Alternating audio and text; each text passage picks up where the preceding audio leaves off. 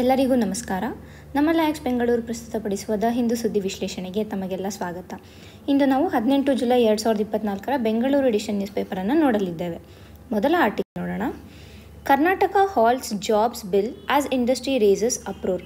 ನಾವು ನಿನ್ನೆ ಅಷ್ಟೇ ನೋಡಿದ್ವಿ, ಕರ್ನಾಟಕ ಸರ್ಕಾರ ಇಂಡಸ್ಟ್ರಿಗಳಲ್ಲಿ, ಫ್ಯಾಕ್ಟ್ರಿಗಳಲ್ಲಿ ಮತ್ತು ಇತರೆ ಎಸ್ಟಾಬ್ಲಿಷ್ಮೆಂಟ್ಸ್ಗಳು ಏನಿದ್ದಾವೆ ಅಲ್ಲಿ ಲೋಕಲ್ ಕ್ಯಾಂಡಿಡೇಟ್ಸ್ ಅಂದರೆ ಕನ್ನಡ ಮಾತನಾಡುವಂತಹ, ಓದಲು ಬರೆಯಲು ಹಾಗೆ ಮಾತನಾಡಲು ಬರುವಂತಹ, ಹಾಗೆ ಕರ್ನಾಟಕದಲ್ಲೇ ಹುಟ್ಟಿ ಸುಮಾರು 15 ವರ್ಷ ಕರ್ನಾಟಕದಲ್ಲೇ ನೆಲೆಸಿರುವಂತಹವರಿಗೆ ಜಾಬ್ಗಳನ್ನು ಇಷ್ಟು ಮೀಸಲಾತಿ ಅಂದರೆ ಮ್ಯಾನೇಜ್ಮೆಂಟ್ ಪೊಸಿಷನ್ಸಲ್ಲಿ ಸುಮಾರು 25-50%, ಹಾಗೆಯೇ ನಾನ್ ಮ್ಯಾನೇಜ್ಮೆಂಟ್ ಪೊಸಿಷನ್ಸಲ್ಲಿ 50-70% ಈ ಲೋಕಲ್ ಕ್ಯಾಂಡಿಡೇಟ್ಸ್ಗೆ ಕೆಲಸಗಳನ್ನು ಕೊಡಬೇಕು ಅಂತ ಒಂದು ಬಿಲ್ಲನ್ನು ಪ್ರೆಸೆಂಟ್ ಮಾಡಿದೆ ಅಂತ ನೆನ್ನೆ ನೋಡಿದ್ವಿ.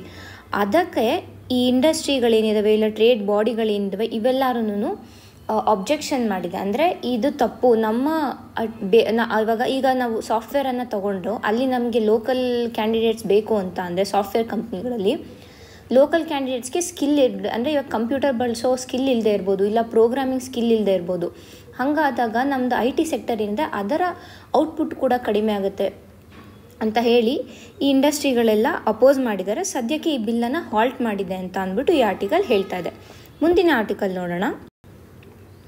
Inter generational equity as tax devolution criteria. ನಮಗೆಲ್ಲ ಗೊತ್ತಿರೋ ಹಾಗೇನೆ ಫೈನಾನ್ಸ್ ಕಮಿಷನ್ನು ಸೆಂಟರ್ ಮತ್ತು ಸ್ಟೇಟ್ಗಳ ಮಧ್ಯೆ ಏನು ಫೈನಾನ್ಸ್ ಅಥವಾ ಏನು ಹಣಕಾಸಿರುತ್ತೆ, ಖರ್ಚು ವೆಚ್ಚಗಳಿರುತ್ತೆ, ಅದನ್ನು ಡಿವಾಲ್ವ್ ಮಾಡುತ್ತೆ, ಅಂದರೆ ಹಂಚುತ್ತೆ. ಈ ಹಂಚಿಕೆ ನಮಗೆ ಗೊತ್ತಿರೋ ಹಾಗೇನೆ ಕೆಲವು ಈ ಹಂಚಿಕೆಯಲ್ಲಿ ಕೆಲವು ಕ್ರೈಟೀರಿಯಾಗಳನ್ನು ಉಪಯೋಗಿಸ್ತಾರೆ. ಅವು ಯಾವ್ಯಾವು ಅಂತಂದರೆ ಜನಸಂಖ್ಯೆ, ಆಮೇಲೆ ರಾಜ್ಯದ ವಿಸ್ತಾರ ಅಥವಾ ಏರಿಯಾ ಏನಿರುತ್ತೆ ಅದು, ರಾಜ್ಯದಲ್ಲಿರೋ ಫಾರೆಸ್ಟ್ ಮತ್ತು ಎಕಾಲಜಿ, ಇನ್ಕಮ್ ಡಿಸ್ಟೆನ್ಸು, ಟ್ಯಾಕ್ಸ್ ಮತ್ತು ಫಿಸ್ಕಲ್ ಎಫರ್ಟ್ಸ್ ಮತ್ತು ಡೆಮೋಗ್ರಫಿಕ್ ಪರ್ಫಾರ್ಮೆನ್ಸ್. ಇವುಗಳ ಬೇಸಿಸ್ ಮೇಲೆ ರಾಜ್ಯಗಳಿಗೆ ಫೈನಾನ್ಸ್ ಕಮಿಷನ್ನು ಇಂತಿಷ್ಟು ಹಣವನ್ನು ಕೊಡುತ್ತೆ, ಅಂದರೆ ಹಂಚುತ್ತೆ. ಆದರೆ ನಾವಿಲ್ಲಿ ನೋಡಬೇಕಾಗಿರೋದು ಏನು ಅಂತಂದರೆ, ಇಲ್ಲಿ ಪಾಪ್ಯುಲೇಷನ್ ಅಂದರೆ ಜನವಸತಿ, ಆಮೇಲೆ ಏರಿಯಾ ಏನಿದೆ, ಫಾರೆಸ್ಟ್ ಏನಿದೆ, ಮತ್ತು ಇನ್ಕಮ್ ಡಿಸ್ಟೆನ್ಸ್ ಏನಿದೆ, ಇವುಗಳಿಗೆ ಹೆಚ್ಚಿನ ಪಾಲು ಅಂದರೆ ಅದರ ಪರ್ಸೆಂಟೇಜ್ ಏನಿದೆ ಆ ಜಾಸ್ತಿ ಪರ್ಸೆಂಟೇಜ್ ಇವುಗಳನ್ನು ನೋಡಿ ಸ್ಟೇಟ್ಗಳಿಗೆ ಕೊಡ್ತಾ ಇದ್ದಾರೆ.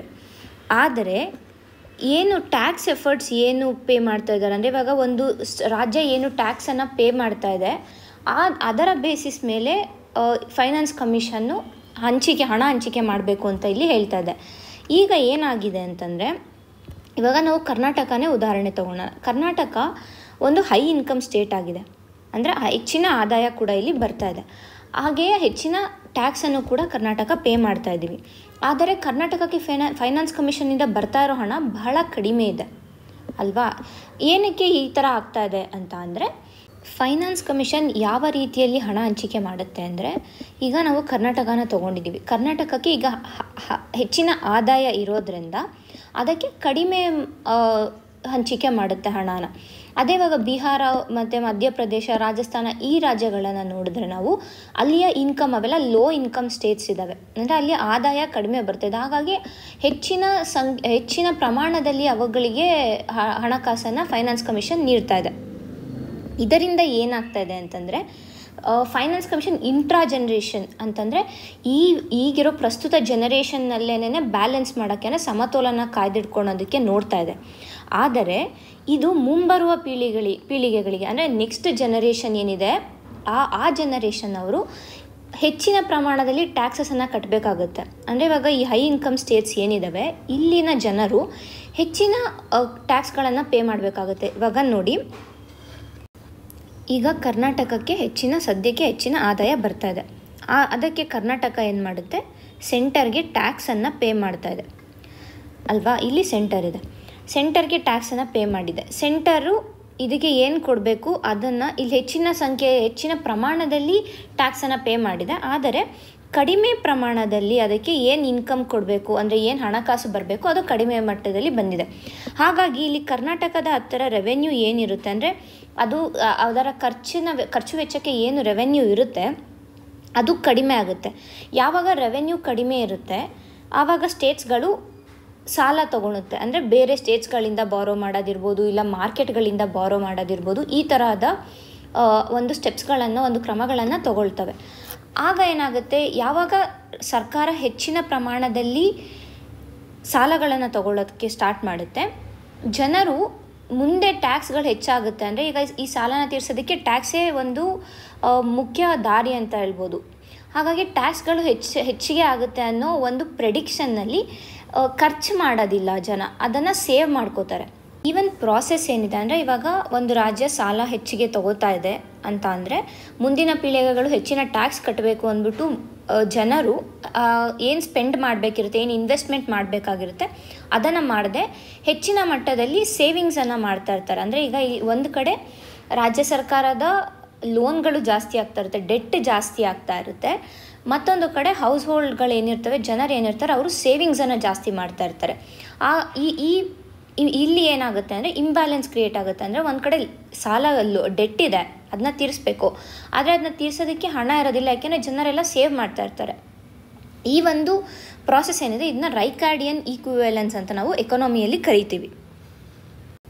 ಹಾಗಾಗಿ ಏನು ಮಾಡಬೇಕಾಗಿದೆ ಈಗ ಅಂತ ಅಂದರೆ, ಫೈನಾನ್ಸ್ ಕಮಿಷನ್ನು ಇಂಟ್ರಾ ಜನ್ರೇಷನಲ್ ಈಕ್ವಿಟಿಯನ್ನು ಮೇಂಟೈನ್ ಮಾಡಬಾರ್ದು, ಅದಕ್ಕೆ ಬದಲಾಗಿ ಇಂಟರ್ ಜನರೇಷನ್ ಅಂತಂದರೆ ಮುಂದಿನ ಪೀಳಿಗೆಯ ಬಗ್ಗೆಯೂ ಯೋಚನೆ ಮಾಡಿ ಈ ಹೈ ಇನ್ಕಮ್ ಸ್ಟೇಟ್ಸ್ ಏನಿದೆ ಇವುಗಳಿಗೆ ಹೆಚ್ಚಿನ ಪ್ರಮಾಣದಲ್ಲಿ ಖರ್ಚು ವೆಚ್ಚಕ್ಕೆ ಬೇಕಾಗಿರುವಂಥ ಹಣವನ್ನು ಹಂಚಿಕೆ ಮಾಡಬೇಕು ಅಂತ ಇಲ್ಲಿ ಹೇಳ್ತಾ ಇದ್ದಾರೆ. ಹಾಗಾಗಿ ಇದನ್ನು ಮಾಡೋದಕ್ಕೆ ನಾವು ಈ ಮುಂದೆ ನೋಡಿದಾಗೇನೆ ಫೈನಾನ್ಸ್ ಕಮಿಷನಲ್ಲಿ ಟ್ಯಾಕ್ಸ್ ಆ್ಯಂಡ್ ಫಿಸ್ಕಲ್ ಎಫರ್ಟ್ಸ್ ಅಂತ ಒಂದು ಕ್ರೈಟೀರಿಯಾ, ಒಂದು ಮಾನದಂಡ ಇದೆ. ಈ tax and fiscal deficits efforts ಏನಿದೆ ಅದಕ್ಕೆ ಕೇವಲ 2.5% ಮಾತ್ರನೇ ವೆಯ್ಟೇಜ್ ಕೊಟ್ಟಿದ್ದಾರೆ. ಹಾಗಾಗಿ ಈ ಆರ್ಟಿಕಲ್ನಲ್ಲಿ ಏನು ಹೇಳ್ತಾ ಇದ್ದಾರೆ ಅಂದರೆ, ಇದು ಏನಿದೆ ಈ ವೆಯ್ಟೇಜ್ ಏನಿದೆ ಇದನ್ನು ಇನ್ಕ್ರೀಸ್ ಮಾಡಬೇಕು ಅಂತ. ಯಾವಾಗ ಇದನ್ನು ಇನ್ಕ್ರೀಸ್ ಮಾಡ್ತಾರೆ ಆಗ ಈ ಹೈ ಇನ್ಕಮ್ ಸ್ಟೇಟ್ಸ್ ಏನಿರ್ತವೆ, ಅಂದರೆ ಚೆನ್ನಾಗಿ ಆದಾಯ ಬರ್ತಾ ಇರೋ ಸ್ಟೇಟ್ಸ್ಗಳು ಏನಿರ್ತವೆ ಅವರಿಗೆ ಹೆಚ್ಚಿನ ಪ್ರಮಾಣದಲ್ಲಿ ಹಣಕಾಸು ಹಂಚಿಕೆ ಆಗುತ್ತೆ. ಇದರಿಂದ ಸ್ಟೇಟ್ನಲ್ಲಿ ಓವರಾಲ್ ಡೆವಲಪ್ಮೆಂಟ್ ಕೂಡ ಆಗುತ್ತೆ. ಅದರ ಜೊತೆಗೆ ಮುಂದಿನ ಪೀಳಿಗೆಗಳು ಟ್ಯಾಕ್ಸ್ ಹೆಚ್ಚು ಕಟ್ಟಬೇಕು ಅನ್ನೋ ಒಂದು ಭಯ ಇರೋದಿಲ್ಲ ಅಂತ ಇಲ್ಲಿ ಹೇಳ್ತಾ ಇದ್ದಾರೆ. ಹಾಗಾಗಿ ಇವ್ರು ಹೇಳ್ತಾ ಇರೋದು ಇಲ್ಲಿ ಇಂಟರ್ ಜನ್ರೇಷನಲ್ ಈಕ್ವಿಟಿಯನ್ನು ಮೇಂಟೈನ್ ಮಾಡಬೇಕಾಗಿರೋದು ಬಹಳ ಮುಖ್ಯ ಆಗುತ್ತೆ ಅಂತ ಈ ಆರ್ಟಿಕಲ್ನಲ್ಲಿ ಹೇಳ್ತಾ ಇದ್ದಾರೆ. ಮುಂದಿನ ಆರ್ಟಿಕಲ್ ನೋಡೋಣ. Choosing the right track to cut post harvest losses. ನಮಗೆಲ್ಲ ಗೊತ್ತಿರೋ ಹಾಗೆಯೇ ಭಾರತ ಅಗ್ರಿಕಲ್ಚರಲ್ ಪ್ರೊಡಕ್ಷನ್ ಏನಿದೆ ಅದರಲ್ಲಿ ಜಾಗತಿಕ ಮಟ್ಟದಲ್ಲಿ ಎರಡನೇ ಸ್ಥಾನದಲ್ಲಿದೆ. ಆದರೆ ಅದೇ ಅಗ್ರಿಕಲ್ಚರ್ ಎಕ್ಸ್ಪೋರ್ಟ್ಸ್ ಏನು ಮಾಡ್ತೀವಿ, ನಾವು ರಫ್ತು ಏನು ಮಾಡ್ತೀವಿ ಅದು ಕೇವಲ 2.4%. ಅಂದರೆ ನಮ್ಮ ಪ್ರೊಡ್ಯೂಸಲ್ಲಿ ನಾವು ಸೆಕೆಂಡ್ ಲಾರ್ಜೆಸ್ಟ್ ಇದ್ದೀವಿ, ಅಂದರೆ ಅಷ್ಟು ಹೆಚ್ಚಿನ ಮಾತ್ರದಲ್ಲಿ ನಾವು ಪ್ರೊಡ್ಯೂಸ್ ಮಾಡ್ತಾಯಿದ್ದೀವಿ. ಆದರೆ ಏನು ಎಕ್ಸ್ಪೋರ್ಟ್ ಮಾಡ್ತಾಯಿದ್ದೀವಿ ಅದು ಕೇವಲ 2.4% ಮಾತ್ರನೇ ಎಕ್ಸ್ಪೋರ್ಟ್ ಮಾಡ್ತಾಯಿದ್ದೀವಿ. ಹಾಗಾದರೆ ಈ ಗ್ಯಾಪ್ ಏನಿದೆ, ಏನಕ್ಕೆ ಈ ಗ್ಯಾಪ್ ಬಂದಿದೆ ಅಂತಾರೆ, ಮೊದಲಿಗೆ ನಮ್ಮ ಪ್ರೊಡ್ಯೂಸ್ ಏನಿದೆ ಅಂದರೆ ನಮ್ಮ ಅಗ್ರಿಕಲ್ಚರಿಂದ ಏನು ಅಕ್ಕಿ, ದವಸ ಧಾನ್ಯ ಅಥವಾ ಹಣ್ಣು ತರಕಾರಿ ಇವು ಏನೇ ಬರುತ್ತೆ ಅಲ್ವಾ, ಅದೆಲ್ಲದ್ರದ್ದು ಪ್ರೊಡಕ್ಟಿವಿಟಿ ಏನಿದೆ ಕಡಿಮೆ ಇದೆ. ಅಂದರೆ ಉತ್ಪಾದಕತೆ ಕಡಿಮೆ ಇದೆ ಭಾರತದಲ್ಲಿ ಮೊದಲನೇದಾಗಿ. ಎರಡನೇದಾಗಿ ಕ್ವಾಲಿಟಿ ಇಲ್ಲ. ಅಂದರೆ ಈಗ ನಾವು ಯುರೋಪಿಯನ್ ಯೂನಿಯನ್ನ ನೋಡಿದ್ರೆ ಅದು ಇಂತಿಷ್ಟು ಮಟ್ಟದಲ್ಲಿ ಈ ಕೆಲವು ನ್ಯೂಟ್ರಿಯೆಂಟ್ಸ್ ಏನಿರ್ತವೆ ಇದು ಇಷ್ಟೇ ಇರಬೇಕು, ಹಾಗೆ ಇಂತಹ ಫರ್ಟಿಲೈಸರ್ಸ್ ಯೂಸ್ ಮಾಡಿರಬಾರ್ದು, ಈ ಥರ ಕೆಲವು ಮಾನದಂಡಗಳನ್ನು ಯುರೋಪಿಯನ್ ಯೂನಿಯನ್ ಹಾಕಿದೆ. ಹಾಗಾಗಿ ಏನಾಗುತ್ತೆ, ಭಾರತದಲ್ಲಿ ಅದನ್ನೆಲ್ಲ ನಾವು ಕನ್ಸಿಡರ್ ಮಾಡ್ದಿರನೇನೆ ವ್ಯವಸಾಯ ಮಾಡಿರ್ತೀವಿ. ಆದ್ದರಿಂದ ಅದರ ಕ್ವಾಲಿಟಿ ಕ್ಲಿಯರ್ ಕ್ವಾಲಿಟಿ ಟೆಸ್ಟಿಂಗ್ ಏನಿರುತ್ತೆ ಕ್ವಾಲಿಟಿ ಟೆಸ್ಟಿಂಗ್ ಕ್ಲಿಯರ್ ಆಗೋದಿಲ್ಲ. ಹಾಗಾಗಿ ಎಕ್ಸ್ಪೋರ್ಟು ಕಡಿಮೆ ಇದೆ. ಮತ್ತು ಮೂರನೇದಾಗಿ ಏನು ಅಂತಂದರೆ, ಸಪ್ಲೈ ಚೈನ್ ಏನಿದೆ ಭಾರತದಲ್ಲಿ ಅದು ಎಫಿಷಿಯೆಂಟ್ ಆಗಿಲ್ಲ, ಅಂದರೆ ಅದು ಅಷ್ಟಾಗಿ ಬೆಳೆದಿಲ್ಲ ಇನ್ನು ಅಂತ ನಾವು ಹೇಳ್ಬೋದು. ಇದೆಲ್ಲದರ ಜೊತೆ ಟ್ರಾನ್ಸ್ಪೋರ್ಟೇಷನ್, ಅಂದರೆ ಇವಾಗ ನಾವು ವ್ಯವಸಾಯ ಭೂಮಿಯಿಂದ ಒಂದು ಕನ್ಸ್ಯೂಮರ್ಗೆ, ಅಂದರೆ ಫಾರ್ಮರ್ ಟು ಕನ್ಸ್ಯೂಮರ್ ನಾವು ತಲುಪಿಸ್ಬೇಕು ಅಂತ ಅಂದರೆ ಏನು ಟ್ರಾನ್ಸ್ಪೋರ್ಟೇಷನ್ ಇದೆ ಆ ಟ್ರಾನ್ಸ್ಪೋರ್ಟೇಷನ್ ಸರಿಗಿಲ್ಲ ಅಂತ ಹೇಳ್ತಾ ಇದೆ. ಇದೆಲ್ಲ ಕಾರಣದಿಂದ ನಮ್ಮ ಪೋಸ್ಟ್ ಹಾರ್ವೆಸ್ಟ್ ಲಾಸ್, ಅಂದರೆ ಏನು ಕೊಯ್ಲು ಮಾಡ್ತೀವಿ ಅದು ಆದ ನಂತರ ಆಗೋ ಲಾಸಸ್ಸು ಸರಿಸುಮಾರು 1.5 ಲಕ್ಷ ಕೋಟಿಯಷ್ಟು ಆಗ್ತಾಯಿದೆ. ಪ್ರತಿ ವರ್ಷಕ್ಕೆ 1.5 ಲಕ್ಷ ಕೋಟಿಯಷ್ಟು ಅಂತ ಅಂದರೆ ನಾವೇ ಅರ್ಥ ಮಾಡ್ಕೊಬೋದು ಎಷ್ಟು ಲಾಸಸ್ ನಮಗೆ ಆಗ್ತಾಯಿದೆ ಇಲ್ಲಿ ಅಂತ. ಈ ಲಾಸಸ್ ಆಗ್ತಾ ಇರೋದ್ರಿಂದ ಮೊದಲಿಗೆ ಈ ಎಕ್ಸ್ಪೋರ್ಟ್ಸ್ ಬಗ್ಗೆ ನಾನು ಹೇಳಿದ್ದು ಎಕ್ಸ್ಪೋರ್ಟ್ಸ್ ಕಡಿಮೆ ಆಗ್ತಾಯಿದೆ. ಎರಡನೆಯದಾಗಿ ಭಾರತದಲ್ಲೇ ಈ ನ್ಯೂಟ್ರಿಷನ್ ಸೆಕ್ಯೂರಿಟಿ ಏನಿದೆ ಅಂದರೆ ಸರಿಯಾದ ಪ್ರಮಾಣದಲ್ಲಿ ನ್ಯೂಟ್ರಿಷನ್ ಏನು ಸಿಗಬೇಕು ಮಕ್ಕಳಿಗೆ ಅದು ಸಿಗ್ತಾ ಇಲ್ಲ. ನಮಗೆ ತಿಳಿದಿರೋ ಹಾಗೇನೆ ಭಾರತದಲ್ಲಿ ಮಾಲ್ನರಿಶ್ಡ್ ಚಿಲ್ಡ್ರನ್ ಏನಿದ್ದಾರೆ ಅವರು ಕೂಡ ಹೆಚ್ಚಿದ್ದಾರೆ. ಹಾಗಾದರೆ ಎಲ್ಲಿಂದ ಈ ಪೋಸ್ಟ್ ಹಾರ್ವೆಸ್ಟ್ ಲಾಸ್ ಇಷ್ಟೊಂದು ಆಗ್ತಾ ಇದೆ ಅಂತಂದರೆ, ಮೊದಲಿಗೆ ಈ ಪೆರಿಷಬಲ್ ಏನು ಕಮಾಡಿಟೀಸ್ ಇದೆ, ಪೆರಿಷಬಲ್ ಅಂತಂದರೆ ಏನು, ಬೇಗ ಹಾಳಾಗುವಂಥದ್ದು. ಅಂದರೆ ಈಗ ಟೊಮೆಟೊ ಇರ್ಬೋದು, ಇಲ್ಲ ಹಣ್ಣುಗಳಿರ್ಬೋದು, ಇಲ್ಲ ಬೇರೆ ತರಕಾರಿಗಳಿರ್ಬೋದು, ಈ ತರಹವು ಬೇಗ ಹಾಳಾಗುತ್ತೆ. ಅಂದರೆ ಸರಿಯಾದ ರೀತಿಯಲ್ಲಿ ಅದನ್ನು ಸ್ಟೋರ್ ಮಾಡಿ ಟ್ರಾನ್ಸ್ಪೋರ್ಟ್ ಮಾಡಿಲ್ಲ ಅಂತ ಅಂದರೆ ಅವು ಬೇಗನೆ ಹಾಳಾಗುತ್ತೆ. ಅದರಿಂದನೇ ಹೆಚ್ಚಿನ ಪ್ರಮಾಣದಲ್ಲಿ ಲಾಸಸ್ ಆಗ್ತಾಯಿದೆ. ಇಲ್ಲಿ ಒಂದು ಡೇಟಾ ಕೂಡ ಕೊಟ್ಟಿದ್ದಾರೆ. ಈ ಫಿಶ್ ಮತ್ತು ಮೀಟಲ್ಲಿ ಸುಮಾರು 22% ಅಷ್ಟು ಲಾಸ್ ಆಗ್ತಾಯಿದೆ, ಹಣ್ಣುಗಳಲ್ಲಿ 19%, ವೆಜಿಟೇಬಲ್ಸಲ್ಲಿ 18%, ಈ ಥರ ಆಗ್ತಾನೇ ಇದೆ. ಒಟ್ಟಾರೆ ಟೋಟಲ್ ಆಗಿ ಎಕ್ಸ್ಪೋರ್ಟ್ಸ್ ಮಾಡೋವಾಗ ಈ ಪೆರಿಷಬಲ್ ಗೂಡ್ಸ್ ಏನಿದೆ, ಅಂದರೆ ಈ ಹಾಳಾಗ್ತಾ ಇರೋ ಕಮಾಡಿಟೀಸ್ ಏನಿದೆ ಅದರಿಂದ ನಮಗೆ ಎಕ್ಸ್ಪೋರ್ಟ್ ಲಾಸ್ ಆಗ್ತಾ ಇರೋದು ಸುಮಾರು 19% ಫುಡ್ಡು ಲಾಸ್ ಆಗ್ತಾಯಿದೆ ನಮಗೆ. ಹಾಗಾಗಿ ಏನು ಮಾಡಬೇಕು ನಾವು ಅಂತಂದರೆ, ಮೊದಲಿಗೆ ಸ್ಟೋರೇಜ್ ಮತ್ತು ಟ್ರಾನ್ಸ್ಪೋರ್ಟ್ ಬಗ್ಗೆ ನಾವು ಗಮನನ ಹರಿಸ್ಬೇಕು ಅಂತ ಇಲ್ಲಿ ಹೇಳ್ತಾ ಇದ್ದಾರೆ. ಈ ಪೋಸ್ಟ್ ಹಾರ್ವೆಸ್ಟ್ ಲಾಸಸ್ಸಿಂದ ನಮ್ಮ ರೈತರಿಗೂ ಕೂಡ ಬಹಳಷ್ಟು ನಷ್ಟ ಆಗ್ತಾಯಿದೆ, ಅವರ ಆದಾಯ ಕೂಡ ಕಡಿಮೆ ಆಗ್ತಾಯಿದೆ. ಯಾಕೆಂದರೆ ಅವರು ಹೆಚ್ಚಿನ ಮಟ್ಟದಲ್ಲಿ ಇನ್ವೆಸ್ಟ್ ಮಾಡಿರ್ತಾರೆ, ಸರಿಯಾದ ಸಮಯಕ್ಕೆ ಮಾರ್ಕೆಟ್ಗೆ ಅದು ತಲುಪಿಲ್ಲ ಆ ಸಾಮಾನು ಅಂತಂದರೆ ಅವರಿಗೆ ಅಲ್ಲಿ ಲಾಸ್ ಆಗುತ್ತೆ. ಹಾಗಾಗಿ ಅವರ ಆದಾಯ ಏನಿದೆ ಆದಾಯ ಕೂಡ ಕಡಿಮೆ ಆಗ್ತಾಯಿದೆ. ನಾವು ಇನ್ನೊಂದು ಗಮನ ಹರಿಸಬೇಕಾದ ಅಂಶ ಏನು ಅಂದರೆ, ಭಾರತದಲ್ಲಿ ಸುಮಾರು 86%ರಷ್ಟು ರೈತರೇನಿದ್ದಾರೆ ಅವರು ಸ್ಮಾಲ್ ಆ್ಯಂಡ್ ಮಾರ್ಜಿನಲ್ ಫಾರ್ಮರ್ಸ್. ಅವರು ಫಸ್ಟ್ ಆಫ್ ಆಲ್ ಅವ್ರ ಹತ್ರ ಕಡಿಮೆ ಜಾಗ ಇರುತ್ತೆ, ಅಂದರೆ ಅವರ ಔಟ್ಪುಟ್ ಏನು ಬಂದಿರುತ್ತೆ, ಅವರ ಪ್ರೊಡ್ಯೂಸ್ ಏನು ಬಂದಿರುತ್ತೆ ಅದು ಬಹಳ ಕಡಿಮೆ ಇರುತ್ತೆ. ಅದರ ಜೊತೆಗೆ ಈ ಲಾಸಸ್ ಕೂಡ ಆಯಿತು ಅಂದರೆ ಅವರ ಆದಾಯ ಕಡಿಮೆ ಆಗಿ ಅವರು ಲೋನ್ಗಳನ್ನು ತಗೊಂಡು ಮತ್ತು ಆ ಲೋನ್ನ ತೀರ್ಸೋಕ್ಕಾಗ್ದಿರ ವಿಷಯ ಸೈಕಲಲ್ಲಿ ಸಿಲ್ಕೊಂಡು ಮತ್ತು ಫಾರ್ಮರ್ ಸ್ಯೂಸೈಡ್ವರೆಗೂ ಹೋಗೋ ಎಲ್ಲ ಚಾನ್ಸಸ್ಸು ಇದೆ. ಹಾಗಾಗಿ ಏನು ಮಾಡ್ಬೋದು, ಏನು ಮಾಡಿದ್ದಾರೆ ಇದುವರೆಗೂ ಸರ್ಕಾರ ಅಂತಂದರೆ, ನೀತಿ ಆಯೋಗ ಏನು ಹೇಳುತ್ತೆ ಅಂತಂದರೆ, ಈ ಇಂಡಿಯನ್ ರೈಲ್ವೇಸ್ ಏನಿದೆ ಫ್ರೀ ಟ್ರಾನ್ಸ್ಪೋರ್ಟೇ ಅದಕ್ಕೆ ಮೇಯ್ನಾಗಿ ಕಾಂಟ್ರಿಬ್ಯೂಟ್ ಮಾಡ್ತಾ ಇರೋದು. ಅಂದರೆ ಈ ಗೂಡ್ಸ್ ರೈಲ್ ಏನಿದೆ ಅದೇ ಹೆಚ್ಚಿನ ಪ್ರಮಾಣದಲ್ಲಿ ಆದಾಯವನ್ನು ಇಂಡಿಯನ್ ರೈಲ್ವೇಸ್ಗೆ ತಂದುಕೊಡ್ತಾ ಇರೋದು. ಹಾಗಾಗಿ ಈ ರೈಲ್ವೇಸ್ ಏನಿದೆ, ಅಂದರೆ ರೈಲ್ಗಳೇನಿದ್ದಾವೆ, ರೈಲ್ಗಳನ್ನು ನಾವು ಈ ಟ್ರಾನ್ಸ್ಪೋರ್ಟ್ಗೆ, ಅಂದರೆ ಈ ಪೆರಿಷಬಲ್ ಗೂಡ್ಸ್ ಏನಿದ್ದಾವೆ, ಅಂದರೆ ಈ ಮಾಂಸ ಅಂದರೆ ಫಿಶ್ಶು, ಮೀಟು, ಮೊಟ್ಟೆ, ಇಲ್ಲ ಅಂತಂದರೆ ಹಣ್ಣು ತರಕಾರಿ, ಇವುಗಳನ್ನು ಟ್ರಾನ್ಸ್ಪೋರ್ಟ್ ಮಾಡೋದಕ್ಕೆ ಮತ್ತು ಸ್ಟೋರ್ ಮಾಡೋದಕ್ಕೆಲ್ಲ ರೈಲ್ಗಳನ್ನು ಯೂಸ್ ಮಾಡ್ಬೋದು ಅಂತ ಇಲ್ಲಿ ಹೇಳ್ತಾ ಇದ್ದಾರೆ. ಅಷ್ಟೇ ಅಲ್ದಿರ ಫುಡ್ ಕಾರ್ಪೊರೇಷನ್ ಆಫ್ ಇಂಡಿಯಾ ಒಂದು ಡೇಟಾನ ಕೊಟ್ಟಿದೆ. ಏನು ಅಂತಂದರೆ, ಅಪ್ರಾಕ್ಸಿಮೇಟ್ಲಿ 90%ರಷ್ಟು ಫುಡ್ ಗ್ರೈನ್ಸ್ ಏನಿದೆ, ಅಂದರೆ ಇವಾಗ ದವಸ ಧಾನ್ಯ, ಅಕ್ಕಿ, ಬೇಳೆ ಇವೇನಿವೆ ಇವು ರೈಲ್ವೇಸಲ್ಲೇನೇ ಟ್ರಾನ್ಸ್ಪೋರ್ಟ್ ಆಗ್ತಾ ಇರೋದು. ಅದೇ ಸುಮಾರು 97%ರಷ್ಟು ಫ್ರೂಟ್ಸ್ ಮತ್ತು ವೆಜಿಟೇಬಲ್ಸ್ ಏನಿದೆ ಅದು ರೋಡ್ ಮೂಲಕ ಹೋಗ್ತಾ ಇದೆ. ಇಲ್ಲೇ ನಾವು ನೋಡ್ಬೋದು 97% ರೋಡ್ ಮೂಲಕ ಹೋಗ್ತಾ ಇದೆ ಅಂತ ಅಂದರೆ ಎಷ್ಟು ಲಾಸಸ್ ಆಗುತ್ತೆ ಅಂತ. ಇವಾಗ ನಾವು ನಾಗ್ಪುರಿಂದ ಬೆಂಗಳೂರಿಗೆ ಆರೆಂಜನ್ನು ತರಿಸ್ಕೋತಾ ಇದ್ದೀವಿ ಅಂತಂದರೆ ಎಷ್ಟು ದಿನ ಬೇಕಾಗುತ್ತೆ. ಅದೇ ಟ್ರೈನಲ್ಲಾದರೆ ಬೇಗ ಬರುತ್ತೆ, ಗೂಡ್ಸ್ ಟ್ರೈನ್ ಆದರೆ. ಅದೇ ಟ್ರಕ್ ಆದರೆ ಪ್ರತಿಯೊಂದು ಇದು ಸಮಯ ಹೆಚ್ಚು ತಗೊಳುತ್ತೆ. ಹಾಗಾಗಿ ಹಾಳೇನಾಗ್ತದೆ. ಇವಾಗ ಆರೆಂಜ್ ಅಷ್ಟೇ, ಇವಾಗ ಒಂದು 10 kg ಆರೆಂಜನ್ನ ತರಿಸಿದ್ರೆ ಒಂದು 6 ರಿಂದ 8 kg ಅಷ್ಟೇ ಚೆನ್ನಾಗಿರುತ್ತೆ, ಇನ್ನೊಂದು 2 kg ಅಷ್ಟು ವೇಸ್ಟ್ ಆಗಿರುತ್ತೆ. ಸೊ ಇದನ್ನು ನಾವು ಗಮನದಲ್ಲಿಟ್ಕೊಂಡು ರೈಲ್ವೇಸ್ನ ಚೆನ್ನಾಗಿ ಬಳಸ್ಕೋಬೇಕು ಅಂತ ಈ ಆರ್ಟಿಕಲ್ನಲ್ಲಿ ಹೇಳ್ತಾ ಇದ್ದಾರೆ. ಹಾಗಾದರೆ ಏನು ಮಾಡಿದೆ ಇದುವರೆಗೂ ಭಾರತ ಸರ್ಕಾರ ರೈಲ್ವೇಸ್ನ ಬಳಸ್ಕೊಂಡು ಅಂತಂದರೆ, ಮೊದಲಿಗೆ ನಮಗೆ ಗೊತ್ತಿರೋ ಹಾಗೇನೆ ಕಿಸಾನ್ ರೈಲ್ ಅಂತ ಒಂದು ಸ್ಕೀಮನ್ನು ಬಿಟ್ಟಿದ್ರು. ಆ ಸ್ಕೀಮಲ್ಲಿ ಸರ್ಪ್ಲಸ್ ರೀಜನ್ನಿಂದ ಕನ್ಸಂಪ್ಷನ್ ರೀಜನ್ಸ್ಗೆ ಈ ಪೆರಿಷಬಲ್ ಗೂಡ್ಸ್ ಏನಿದೆ, ಅಂದರೆ ಅದೇ ಹಣ್ಣು ತರಕಾರಿ ಇವುಗಳನ್ನು ಟ್ರಾನ್ಸ್ಪೋರ್ಟ್ ಮಾಡೋದಕ್ಕೆ ಅಂತ ಈ ಕಿಸಾನ್ ರೈಲನ್ನು ಬಿಟ್ಟಿದ್ರು. ಇದರಿಂದ ಹೆಚ್ಚಿನ ಪ್ರಮಾಣದಲ್ಲಿ ರೈತರಿಗೆ ಪ್ರಾಫಿಟ್ ಕೂಡ ಆಗಿತ್ತು, ಲಾಭ ಕೂಡ ಬಂದಿತ್ತು ಅಂತ ಇಲ್ಲಿ ಒಂದು ಡೇಟಾ ಹೇಳ್ತಾ ಇದೆ. ಹಾಗಾದರೆ ಇನ್ನು ಮುಂದೆ ಏನು ಮಾಡಬೇಕು? ಮೊದಲಿಗೆ ಸ್ಪೆಷಲೈಸ್ಡ್ ವ್ಯಾಗನ್ಸ್, ಅಂದರೆ ಈಗ ಈ ಟ್ರೈನ್ ಬೋಗಿಗಳು ಏನಿದ್ದಾವೆ ಆ ಬೋಗಿಗಳನ್ನು ಕೋಲ್ಡ್ ಸ್ಟೋರೇಜಾಗಿ ಕನ್ವರ್ಟ್ ಮಾಡಬೇಕಂದ್ರೆ ಈ ಟೆಂಪ್ರೇಚರ್ ಕಂಟ್ರೋಲ್ ಇರಬೇಕು ಅದರಲ್ಲಿ. ಏಕೆಂದರೆ ಇವಾಗ ಕೆಲವು ಹಣ್ಣು ತರಕಾರಿಗೆ ಸ್ವಲ್ಪ ಟೆಂಪರೇಚರ್ ಬೇರೆ ಇರಬೇಕು. ಇವಾಗ ಫಿಶ್ಶು, ಮಟನ್ನು ಅಥವಾ ಎಗ್ ಈ ಥರದನ್ನು ನಾವು ಒಂದು ಕಡೆಯಿಂದ ಇನ್ನೊಂದು ಕಡೆಗೆ ಸಾಗಿಸ್ತಾ ಇದ್ದೀವಿ ಅಂತಂದರೆ ಆಗ ಅವನ್ನ ಬಿಲೋ 0 ಟೆಂಪರೇಚರಲ್ಲಿ ಇಡಬೇಕಾಗತ್ತೆ. ಹಾಗಾಗಿ ಟೆಂಪ್ರೇಚರ್ ಕಂಟ್ರೋಲ್ ಮಾಡಬಹುದಾದಂತಹ ಬೋಗಿಗಳನ್ನು ತಯಾರಿಸಬೇಕು ಮೊದಲನೇದಾಗಿ.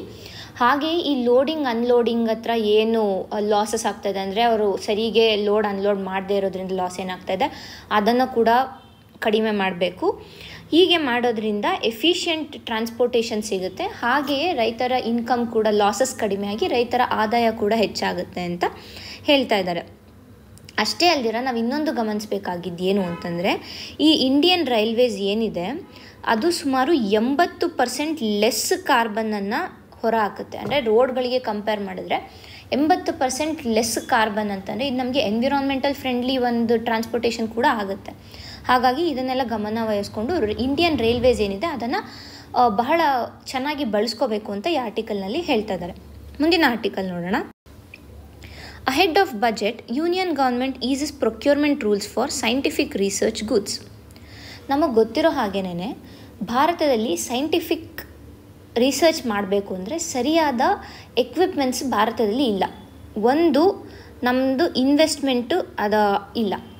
ಇನ್ವೆಸ್ಟ್ಮೆಂಟ್ ಏನಕ್ಕಿಲ್ಲ ಅಂತಂದರೆ ಭಾರತ ಇನ್ನು ಡೆವಲಪಿಂಗ್ ನೇಷನ್. ನಮಗೆ ಇಲ್ಲಿ ಹಲವಾರು ಸಾಮಾಜಿಕ ಪಿಡುಗುಗಳಿವೆ. ಅಂದರೆ ಇವಾಗ ಬಡತನ ಪವರ್ಟಿಯಿಂದ ಮೇಲೆ ಬರೋದಿರ್ಬೋದು, ಇಲ್ಲ ಹಂಗರ್ನ ಇದು ಮಾಡೋದಿರ್ಬೋದು, ಇಲ್ಲ ಹೆಲ್ತ್ ಬಗ್ಗೆ ಕಾನ್ಸಂಟ್ರೇಟ್ ಮಾಡೋದು, ಎಜುಕೇಷನ್ ಬಗ್ಗೆ ಕಾನ್ಸಂಟ್ರೇಟ್ ಮಾಡೋದು, ಇವೆಲ್ಲ ಇರೋವಾಗ ನಾವು ಸೈಂಟಿಫಿಕ್ ರಿಸರ್ಚ್ಗೆ ಕೊಡೋ ಏನು ಎಕ್ವಿಪ್ಮೆಂಟ್ಸ್ ಬೇಕು ಅದಕ್ಕೆ ಇನ್ವೆಸ್ಟ್ ಮಾಡೋದಕ್ಕೆ ಹಿಂದೆ ಮುಂದೆ ನೋಡ್ತೀವಿ. ಹಾಗಾಗಿ ಈ ಸಲ ಬಜೆಟ್ ಮುಂಚೆ ಏನು ಅನೌನ್ಸ್ ಮಾಡಿದ್ದಾರೆ ಅಂದರೆ ಸೈಂಟಿಫಿಕ್ ರಿಸರ್ಚ್ ಗೂಡ್ಸ್ಗೆ ಅಲೌ ಮಾಡ್ತೀವಿ, ಅಂದರೆ ಬೇರೆ ಕಡೆಯಿಂದ ನೀವು ತರಿಸ್ಕೋಬೋದು, ಅದಕ್ಕೆ ಇದನ್ನು ಪರ್ಮಿಷನ್ನ ಕೊಡ್ತೀವಿ ಅಂತ ಹೇಳಿದ್ದಾರೆ. ಅದು ಯಾರಿಗೆ, ಎಲ್ಲರಿಗೂ ಅಲ್ಲ, ಕೆಲವು ಡಿಪಾರ್ಟ್ಮೆಂಟ್ಸ್ಗೆ. ಆ ಡಿಪಾರ್ಟ್ಮೆಂಟ್ಸ್ನ ಇಲ್ಲಿ ನಾವು ನೋಡ್ಬೋದಾಗುತ್ತೆ.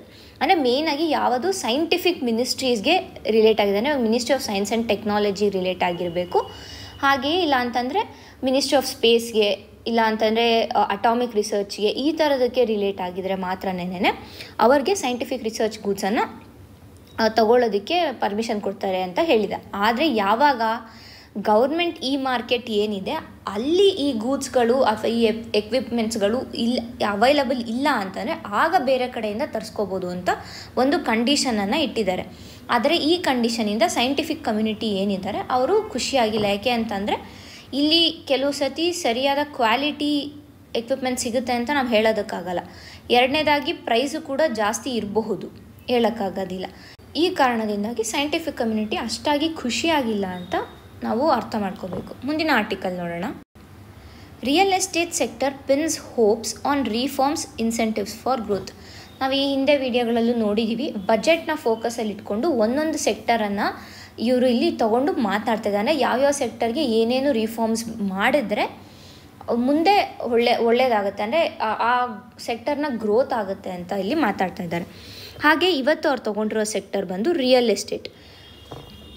ಹಾಗಾದರೆ ರಿಯಲ್ ಎಸ್ಟೇಟಲ್ಲಿ ಮೇನ್ ಪ್ರಾಬ್ಲಮ್ ಏನಿದೆ, ಮೊದಲಿಗೆ ಲಿಕ್ವಿಡಿಟಿ ಕನ್ಸ್ಟೆಂಟ್ ಅಂದರೆ ಈ ಸೆಕ್ಟರಲ್ಲಿ ಆರಾಮಾಗಿ ಹಣಕಾಸನ್ನು ನಾವು ತೊಗೊಳೋದಕ್ಕಾಗಲ್ಲ, ಅಂದರೆ ಬಾರೋ ಮಾಡೋದಕ್ಕಾಗಲ್ಲ, ಲೋನ್ಸ್ ಈಸಿಯಾಗಿ ಸಿಗ್ತಾ ಇಲ್ಲ ಅಂತ ಒಂದು.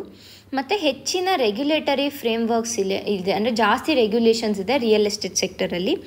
ಅದರ ಜೊತೆಗೆ ಇನ್ಫ್ರಾಸ್ಟ್ರಕ್ಚರ್ ಅಪ್ಗ್ರೇಡೇಷನ್ ಬೇಕು. ಇವೆಲ್ಲದೂ ಪ್ರಾಬ್ಲಮ್ಸ್ ಇದೆ. ಹಾಗಾಗಿ ಒಂದು ಒಳ್ಳೆಯ ಪಾಲಿಸಿಯ ಅವಶ್ಯಕತೆ ಇದೆ ಅಂತ ಇಲ್ಲಿ ಹೇಳ್ತಾ ಇದ್ದಾರೆ. ಹಾಗಾದರೆ ಮೊದಲಿಗೆ ಏನು ಮಾಡಬೇಕು ಅಂತಂದರೆ ಒಂದನೇದು ಟ್ಯಾಕ್ಸ್ ರಿಲೀಫ್ ಕೊಡಬೇಕು ಅಂತ ಕೇಳ್ತಾ ಇದ್ದಾರೆ.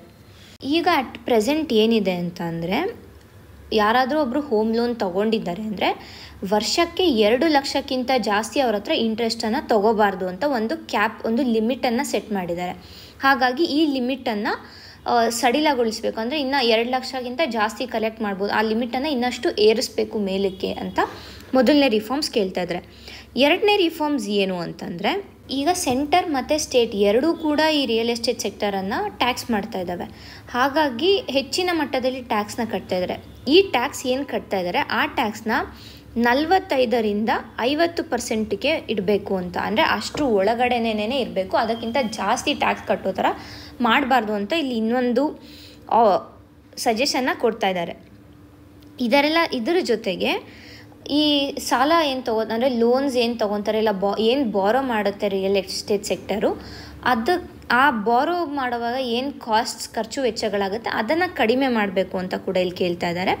ಅಷ್ಟೇ ಅಲ್ದಿರ ಈ ಗ್ರೀನ್ ಬಿಲ್ಡಿಂಗ್ಸ್, ಅಂದರೆ ಇವಾಗ ಎನ್ವಿರಾನ್ಮೆಂಟಲ್ ಫ್ರೆಂಡ್ಲಿ ಬಿಲ್ಡಿಂಗ್ಸ್ ಏನಿರ್ತವೆ ಆ ಎನ್ವಿರಾನ್ಮೆಂಟಲ್ ಫ್ರೆಂಡ್ಲಿ ಬಿಲ್ಡಿಂಗ್ಸ್ ಇದ್ದರೆ ಅಥವಾ ಎನ್ವಿರಾನ್ಮೆಂಟಲ್ ಫ್ರೆಂಡ್ಲಿ ಪ್ರಾಕ್ಟೀಸಸ್ ಏನಾದರೂ ಮಾಡ್ತಾಯಿದ್ರೆ ಅವ್ರಿಗೆ ಇನ್ಸೆಂಟಿವ್ ಕೊಡಬೇಕು, ಅವ್ರನ್ನ ಮತ್ತಷ್ಟು ಪ್ರೋತ್ಸಾಹಿಸಬೇಕು ಈ ಥರ ಗ್ರೀನ್ ಪ್ರಾಕ್ಟೀಸಸ್ನ ತಗೊಳ್ಳೋದಕ್ಕೆ ಅಂತ.